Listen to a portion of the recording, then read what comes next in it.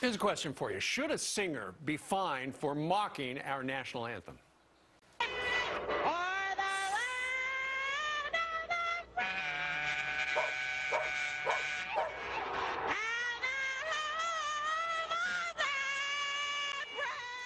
I need a lozenge listening to that. Well, one Indiana state senator wants you to pay a price for singing any slip-ups, but is that going too far?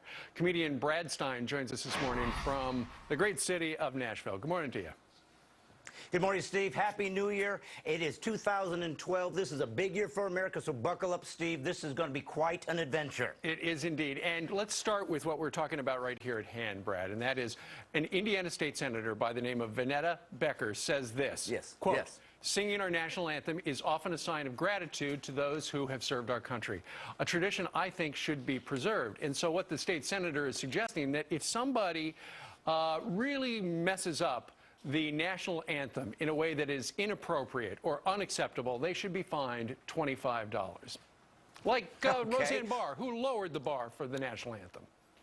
Well, she sure did. I mean, I believe that what she was doing was singing songs that even the Geneva Convention was said illegal. So I love that. I also love the fact that the woman that's doing this, Steve, is a Hoosier. I'm a Hoosier. Okay, do you know what Hoosier means? No, you don't. You know why? Because we don't know what it means. You understand? We have a collective nickname called Hoosiers. It could be an Indian word that means mule with head stuck in log. We wouldn't care. You know why? Because it's our tradition, and we honor it. And the national anthem is a tradition that should be honored. That's all I'm saying. There was even a Canadian woman that did that. You know what she did?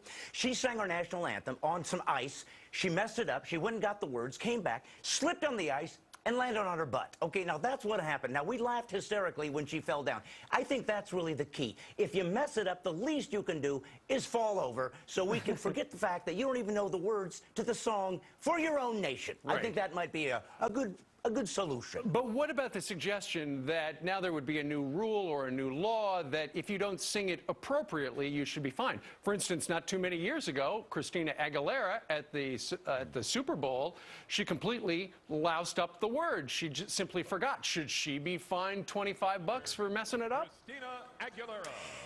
Well, I believe that there's a difference between mocking it and messing it up. I really think that maybe we do need to make a distinction there, because the First Amendment says that it's free speech, but, you know, when you bring a melody involved, now suddenly you have a song. So should you be fined? I don't know, but I'll tell you this, what I'm really tired of are the people that use the First Amendment to mark our country, and they don't care about it, and then they try to pretend like they're making some kind of big statement. Listen, the left uses this thing called sensitivity training when we mock their values. I think the right should have a sensibility training where you have to honor everything that's great about America. And by the way, if you're going to mock our songs, you should take it on tour. Go ahead and mock our song. Then you have to go to North Korea and mock their song. Then you get to go to Iran and mock their song. Then when you come back, if you have any limbs left or a larynx, perhaps then you'll understand why we shouldn't have to fine you $25 because you're going to honor our song because this is the greatest nation on earth. Perhaps we should just let them go sing other people's songs,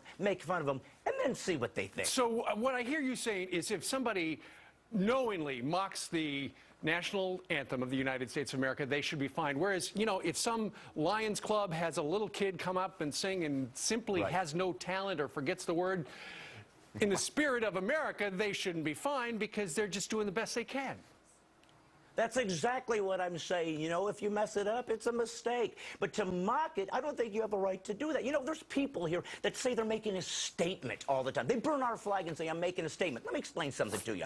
You can stick a fork in your head and make a statement. But if you do, you're an idiot, okay? If you burn our flag to make a statement, you're an idiot. And if you mock our song, you're an idiot. Welcome to the First Amendment. It happens to work for the right, too. Yes, you should be fined for crying out loud. Learn the song, honor it, because people died for it. You know, the Founding Fathers assumed that when they gave us free speech, we would honor our symbols. I think we need to go back to that. All right. Stick a fork in him. He's done. Brad Stine? I am. Well put. Thank you very much for joining us live today from Nashville. My friend. All right. My friend. Happy New Year.